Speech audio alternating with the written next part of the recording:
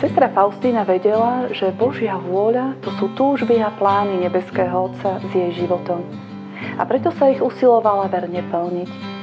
Každý deň rozlišovala, čo od nej Boh žiada. Niekedy sa aj bála, ale o to viac sa spoliehala na Božiu milosť.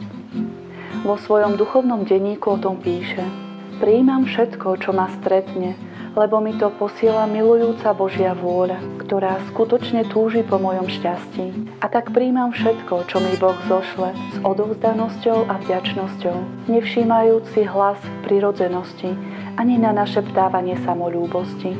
Sestra Faustína nás povzbudzuje k dôvernému plneniu Božej vôle v bežnom živote, pretože vie, že nič neprináša ľudskému srdcu väčší pokoj ako splnenie Božích túžob. A hoci to často súvisí s bojom a skúškami, vďaka jeho milosrdenstvu ich zvládneme. Svätá Faustína, vzor plnenia Božej vôle, oroduj za nás.